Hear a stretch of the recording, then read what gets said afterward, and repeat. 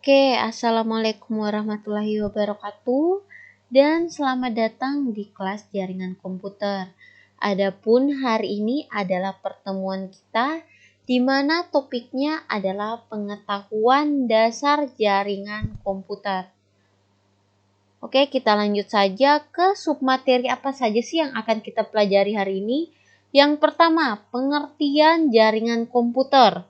Yang kedua, evolusi jaringan komputer. Dan yang ketiga, pemanfaatan jaringan komputer. Yang pertama, apa sih jaringan komputer itu? Oke, kita akan bahas. Nah, ini adalah contoh simpel dari jaringan komputer. Kalian bisa lihat ilustrasinya. Di sini ada dua PC.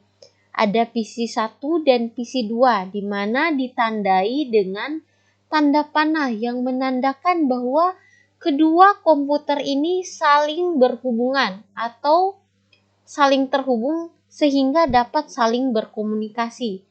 Jadi sebenarnya jaringan komputer itu apa sih? Jadi jaringan komputer sendiri definisinya menurut Forozan adalah hubungan dari sejumlah perangkat yang dapat saling berkomunikasi satu sama lain. Jadi konsep dari jaringan komputer itu di mana terdapat beberapa perangkat yang saling terhubung. Jadi perangkat tersebut harus terhubung sehingga dapat melakukan komunikasi satu sama lain antar perangkat tersebut. Itulah definisi dari jaringan komputer. Jadi sederhananya, jaringan komputer itu kita harus minimal memiliki dua buah perangkat yang dimana perangkat tersebut harus saling terhubung satu sama lain. Nah, itulah konsep dari jaringan komputer. Oke, kita lanjut. Nah, apa sih syarat untuk terbentuknya jaringan komputer itu? Di sini ada 4 syarat. Yang pertama, minimal terdapat dua buah perangkat yang terhubung. Jadi perangkat itu bukan hanya PC saja. Perangkat itu bisa saja laptop, bisa saja HP, bisa saja printer, bisa saja scanner, dan lain-lain. Yang kedua, terdapat user yang berinteraksi. Jadi, kan saya bilang tadi terdapat perangkat yang saling terhubung. Tetapi harus ada user yang menjalankan atau memerintahkan perangkat tersebut atau menggunakan perangkat tersebut. Makanya salah satu syaratnya adalah terdapat user yang berinteraksi atau misalnya yang ingin berkomunikasi menggunakan perangkat yang terhubung tersebut. Selanjutnya, yang ketiga, terdapat data yang dipertukarkan. Di sini maksudnya apa sih data yang dipertukarkan tersebut? Data tersebut dapat berupa teks. Teks itu misalnya dokumen atau file dan sebagainya. Yang kedua, misalnya saja dapat berupa video. Video misalnya saja film atau misalnya video yang lagu yang berbentuk video, dan juga bisa audio ini misalnya lagu atau rekaman suara, atau bisa juga berupa foto. Nah, itu jadi data itu hanya bukan berupa teks saja, tetapi bisa dalam berbagai jenis bentuk seperti yang telah saya sebutkan tadi. Dan juga terdapat pemakaian secara bersama-sama. Jadi sebenarnya jaringan komputer itu salah satu tujuannya adalah kita dapat saling berkomunikasi. Sehingga untuk dapat berkomunikasi itu biasanya terdapat user yang menggunakan perangkat tersebut secara bersama-sama. Sehingga salah satu syarat jaringan komputer itu yaitu pemakaian sumber daya yang dilakukan secara bersama-sama. Itu adalah syarat jaringan komputer. Lanjut lagi, ini adalah model. Kalau tadi saya memberikan model simpelnya yang dua perangkat itu, di sini ada versi model kompleksnya dari jaringan komputer. Di sini bisa kalian lihat, ini ada desktop. yang berupa PC, ada perangkat. Di sini ada smartphone, ada laptop juga, ada HP. Di sini ada workstation, ada server, ada switch, ada router, ada modem, dan ada internet atau bisa juga cloud. Jadi nanti kita akan ini jelaskan satu-satu. Oke, sebenarnya di jaringan komputer sendiri terdapat 3 yang kita harus terbagi menjadi 3 perangkat. Yang pertama ada perangkat komputer, yang kedua ada perangkat jaringan, yang ketiga ada media. Pertama saya akan jelaskan dulu perangkat komputer. Jadi perangkat komputer itu seperti saya berikan tadi contohnya ada PC, laptop, handphone, server, printer, dan scanner.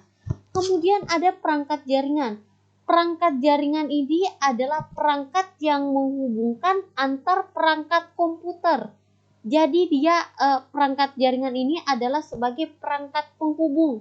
Misalnya saja untuk menghubungkan antara satu PC dengan PC yang lain, kita bisa menggunakan switch. Misalnya saja seperti itu. Misalnya kita ingin menghubungkan antara PC dengan internet, kita bisa menggunakan modem atau menggunakan WiFi. Jadi perangkat jaringan ini maksudnya seperti itu. Kemudian ada media.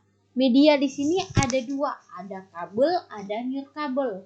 Jadi kabel ini kita menggunakan media kabel, sedangkan nirkabel ini artinya tanpa kabel atau tidak memiliki kabel, atau biasa kita sebut dengan wireless. Nah, saya akan berikan contoh, misalnya saja kabel. Misal paling contoh, kalian ingin menghubungkan antara perangkat komputer dengan perangkat printer. Coba bagaimana cara kalian menghubungkan antara komputer dan printer? Pastinya kalian menggunakan kabel yang telah disediakan oleh printer. Kalian colokkan ke dalam komputer sehingga komputer dan printer tersebut dapat saling terhubung. Itu contoh media kabel. Sedangkan wireless sendiri di sini misalnya saja contoh yang tanpa kabel. Di sini mungkin paling gampangnya itu contoh perangkat mouse dan perangkat laptop. Di sini kan kita tahu sekarang mouse itu bukan hanya ada yang kabel tetapi ada yang WiFi. Jadi kalian tinggal colok, ada yang colokannya itu ke laptop dan mouse-nya kalian on-kan, maka walaupun tanpa kabel mouse itu tetap dapat digerakkan karena mouse tersebut menggunakan media wireless atau nirkabel. Ini adalah contoh-contoh dari perangkat komputer, perangkat jaringan, dan media. Oke, saya lanjut lagi. Jadi pada jaringan komputer terdapat 4 istilah yang harus kalian ketahui. Di mana 4 istilah itu ada scalability, ada resource sharing, ada connectivity, dan ada reliability. Yang pertama kita akan jelaskan satu persatu, yaitu scalability atau dapat diskalakan. Di mana jaringan komputer itu sebenarnya dapat diskalakan atau dapat diukur atau disesuaikan. Jadi kita dapat mengukur jaringan komputer sesuai dengan kebutuhan dari penggunaan jaringan komputer. Misalnya saja untuk kebutuhan dalam perusahaan, berapa sih kebutuhan penggunaan jaringan komputer yang kita gunakan? Misalnya berapa sih perangkat yang kita gunakan atau perangkat komputer, perangkat jaringan yang kita butuhkan. Nah, itulah contoh dari scalability. Kedua, research sharing atau berbagi sumber daya. Jadi pada jaringan komputer itu kita dapat melakukan atau dapat saling berbagi atau memakai sumber daya secara bersama-sama. Saya rasa ini sudah sangat jelas. Kemudian connectivity atau mudah terhubung. Jadi jaringan komputer itu sebaiknya mudah terhubung antara satu pengguna ke pengguna yang lain. Jadi jaringan komputer itu tujuannya agar dapat terhubung antar perangkat. Nah, itu maksudnya connectivity, mudah terhubung. Selanjutnya, reliability atau keandalan, di mana pada jaringan komputer itu terdapat yang namanya istilah keandalan. Apa sih maksudnya keandalan? Keandalan itu artinya pada saat kita mengirimkan paket data dari pengirim ke penerima. Maksudnya mengirimkan paket data itu apa? Nah, tadi saya bilang sebelumnya, di mana salah satu syaratnya adalah kita terdapat data yang ditukarkan atau dibagikan. Saya kasih contoh dalam kehidupan sehari-hari. Pada saat kalian ingin mengirimkan pesan lewat WA, nah biasanya terdapat tanda apabila belum tercentang pada pada pesan WA tersebut. Artinya kalau belum tercentang, artinya pesan tersebut belum sampai ke penerima. Ini artinya data tersebut tidak tersampaikan, artinya tidak ada keandalan pada jaringan tersebut karena data yang kita ingin sampaikan, data pesan tersebut tidak sampai ke penerima. Makanya jaringan yang baik adalah pada saat kita mengirimkan data, maka data tersebut harus sampai ke tujuan yang kita inginkan. Nah, itulah maksudnya keandalan, di mana paket yang kita kirimkan harus sampai ke tujuan. Itulah maksud dari istilah keempat, istilah scalability, resource sharing, connectivity, dan reliability. Oke, bagaimana sih evolusi komputer dan jaringan itu? Oke, kita akan bahas satu persatu. Jadi sebenarnya komputer itu hingga berkembang sampai sekarang terdapat 4 generasi, di mana generasi pertama itu pada tahun 1940 sampai 1959, di mana di sini masih menggunakan tabung vakum, di mana komputer generasi 1 itu yang paling terkenal ada Electronic Numerical Integrator and Calculator atau biasanya disebut dengan ENIAC, di mana ukuran ENIAC ini sangat besar dan membutuhkan daya listrik yang sangat besar, tetapi hanya baru dapat menyelesaikan persamaan matematika yang sederhana.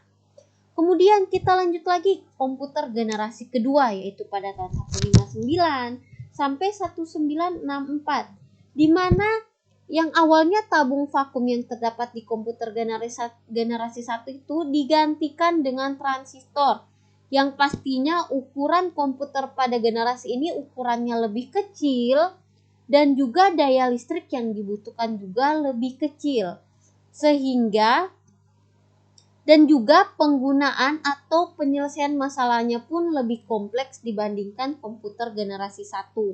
Itu untuk komputer generasi 2. Kemudian kita lanjut lagi ke komputer generasi ketiga, yaitu pada tahun 1964 sampai 1970, di mana komputer generasi ini sudah memiliki kumpulan dari transistor, resistor, dan kapasitor, di mana kinerja komputer ini lebih cepat dari generasi sebelumnya dan memiliki kapasitas penyimpanan atau memori lebih besar, penggunaan listriknya juga lebih hemat, dan sudah dapat melakukan multitasking, yaitu dapat melakukan pekerjaan yang banyak secara bersama-sama. Dan juga di generasi ini sudah dapat melakukan komunikasi lain. Jadi ini juga awal mula dari jaringan komputer. Lanjut lagi ke komputer generasi 4 atau sampai sekarang. Jadi pada tahun 1970 sampai sekarang ini, di mana pada tahun 1971 itu ditemukanlah Intel, di mana Intel ini bakal dari cikal bakal prosesor. Sehingga kalian tahu semakin sekarang ini semakin jauh generasinya, maka ukuran komputer ini akan semakin kecil, tetapi kecepatan prosesnya itu semakin tinggi atau semakin cepat, dan juga lebih multitasking, dan fitur yang ditawarkan juga semakin banyak. Sehingga kita tahu generasi komputer itu, misalnya sekarang sebenarnya HP itu termasuk juga ke dalam generasi komputer yang dalam berbentuk kecil. Nah, Kita lanjut lagi, apa sih manfaat dari jaringan komputer? Di sini saya membagi dua manfaat jaringan komputer, ada khusus perusahaan atau instansi dan untuk masyarakat umum. Nah, untuk perusahaan atau instansi sendiri yang pastinya dapat mempermudah untuk berbagi file. Misalnya saja ingin berbagi file antara divisi satu ke divisi lainnya. Yang kedua, di mana untuk menjaga data-data yang sifatnya rahasia. Jadi setiap perusahaan itu pasti memiliki data rahasia yang tidak boleh bocor ke perusahaan lain. Jadi disinilah tingkat security atau keamanan dari jaringan komputer perlu ditingkatkan. Nanti mungkin bahasa untuk security akan dibahas di matkul lain untuk lebih mendalamnya. Lanjut lagi untuk memudahkan memudahkan komunikasi komunikasi antar divisi. Seperti kita tahu, tujuan dari jaringan komputer sendiri itu adalah untuk komunikasi antar perangkat. Yang keempat, untuk mempercepat arus informasi dengan adanya jaringan komputer. Jadi kalian untuk berkomunikasi atau untuk menyampaikan informasi ke divisi lain, kalian tidak perlu ke lokasi divisi tersebut. Kalian tinggal mengirimkan pesan atau informasi tersebut melalui jaringan komputer. Yang kelima, dapat mempermudah akses data kalian ke server, di mana server itu tempat kalian menyimpan data perusahaan. Kemudian ada penghematan biaya yang pastinya dengan jaringan komputer, kalian dalam menyampaikan informasi tidak harus langsung ke lokasi tempat orang tersebut. Jadi hanya dengan jaringan komputer sehingga kalian dapat menghemat biaya, misalnya biaya transport dan biaya-biaya lainnya. Yang ketujuh, integrasi data. Integrasi data itu artinya kalian dapat menghubungkan misalnya data dari divisi A, divisi B, divisi C. Kalian dapat menghubungkan data-data dari divisi tersebut menjadi satu basis data. Oke, itu manfaat untuk bagi perusahaan. Lanjut lagi, manfaat bagi masyarakat umum atau personal.